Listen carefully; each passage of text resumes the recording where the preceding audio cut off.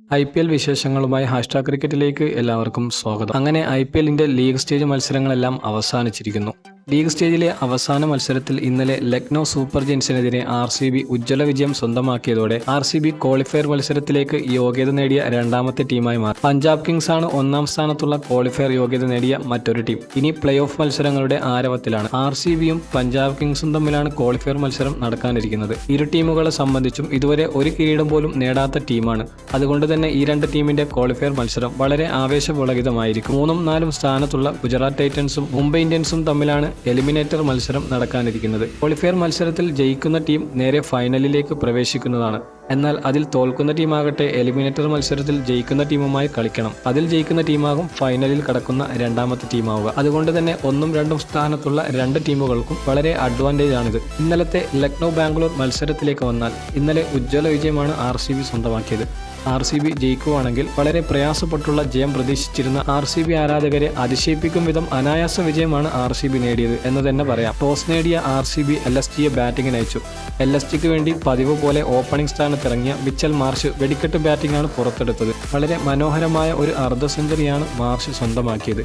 5 സിക്സിന്റെയും 4 ഫോറിന്റെയും സഹായത്തോടെ 37 പന്തുകളിൽ നിന്നും 67 റൺസാണ് മാർഷ് കുറിച്ചത്. ബ്രിഡ്സ്കെ 12 പന്തിൽ 14 റൺസും നേടി പുറത്തായി. എന്നാൽ ബാറ്റിംഗ് പെർഫോമൻസിൽ നാണക്കേടിന്റെ നെറുകയിൽ നിന്നിരുന്ന ഒരു നായകൻ എന്ന നിലയ്ക്ക് ബാറ്റിംഗിൽ വളരെ മോശം പ്രകടനം നടത്തിയതിന്റെ പേരിൽ വിമർശനങ്ങളും പരിഹാസങ്ങളും കൂടുതൽ കേൾക്കേണ്ടി വന്ന LSGയുടെ നായകൻ ഋഷഭ് പന്തിന്റെ അതിമനോഹരമായ ഒരു സെഞ്ചുറിയാണ് ഈ മത്സരത്തിൽ ആരാധകരെ ഏറെ ത്രില്ലടിപ്പിച്ചത്. വളരെ മികച്ച ബാറ്റിംഗ് വെടിക്കെട്ടാണ് പന്ത് ഇന്നലെ പുറത്തെടുത്തത്. പക്ഷേ ആ സെഞ്ചുറി പാഴായിപ്പോയതിലാണ് LSG ആരാധകരുടെ നിരാശ. കുറച്ചുകൂടി നേരത്തെ പന്ത് ഫോമിലേക്ക് വന്നിരുന്നുവെങ്കിൽ LSGക്ക് വലിയ നേട്ടമുണ്ടാക്കാൻ കഴിഞ്ഞു. പ്ലേ ഓഫ് കടക്കാതെ പുറത്തായതിനു ശേഷമാണ് പന്തിന്റെ ഈ പ്രകടനം. 61 പന്തിൽ പുറത്താകാതെ 118 റൺസാണ് പന്തിന്റെ സംഭാവന.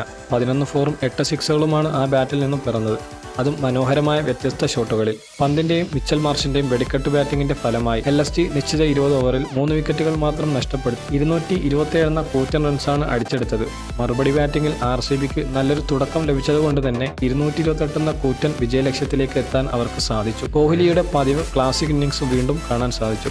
ഈ സീസണിലെ 8ാമത്തെ അർദ്ധ സെഞ്ചുറിയാണ് കോഹ്ലി ഇന്നലെ സ്വന്തമാക്കിയത്. ഫിലിപ്പ് സാൾട്ടിന്റെ ഭാഗത്തു നിന്നും നല്ലൊരു ഇന്നിംഗ്സ് കാണാനിടയായി. 61 റൺസിന്റെ കൂട്ടുകെട്ടിന് ശേഷമാണ് ഫിലിപ്പ് സാൾട്ട് പുറത്താകുന്നത്. പിന്നീട് 30 റൺസ് എടുത്തതിന് ശേഷം തുടരെ 2 വിക്കറ്റുകൾ നഷ്ടമായ RCBക്ക് കൂടുതൽ സമ്മർദ്ദം നേരിടേണ്ടി വന്നു. സ്കോർ 123 നിൽക്കുമ്പോൾ കോഹ്ലിയും മടങ്ങിയതോടെ ഈ വലിയ ടാർഗറ്റിലേക്ക് എത്തിച്ചേരാനുള്ള എല്ലാ വഴികളും നിലച്ചുപോയെന്ന് കരുതുമ്പോഴാണ് അവൻ വന്നത്. RCBയുടെ നായകൻ ജിതേഷ് ശർമ്മയുടെ ഉജ്ജ്വല വെടിക്കെട്ട് പൂരത്തിനാണ് പിന്നീട് സ്റ്റേഡിയം സാക്ഷ്യം വഹിച്ചത്. ഒരു ഭയവുമില്ലാതെ ജയം മാത്രം മുന്നിൽ കണ്ട് അനായാസ ഷോട്ടിലൂടെ പന്ത് ബൗണ്ടറികളിലൂടെ പായിക്കുന്ന ജിതീഷിനെയാണ് ഇന്നലെ മൈതാനത്ത് കാണാനിടയായത്. എന്തൊരു ബാറ്റിംഗ് സ്റ്റൈൽ, പറയാൻ വാക്കുകളില്ല. RCB തോൽക്കുമെന്ന് പോലും കരുതിയിരിക്കുമ്പോഴാണ് ചെക്കൻ പൊളിച്ചടുക്കിയത്. കൂടെ മയാങ്ക് അഗർവാളും കട്ടക്ക് നിന്ന് കൊടുത്തു. അവസാന പന്തും 6 പറത്തിയാണ് ജിതേഷ് ശർമ്മ എന്ന RCBയുടെ നായകൻ കളിയങ്ങ് തീർത്തത്. അങ്ങനെ RCB 18.4 ഓവറിൽ 4 വിക്കറ്റ് നഷ്ടത്തിൽ 228 എന്ന ലക്ഷ്യം മറികടന്നു. പ്ലെയർ ഓഫ് ദ മാച്ച് പുരസ്കാരം ജിതേഷ് ശർമ്മ നേടുകയും ചെയ്തു.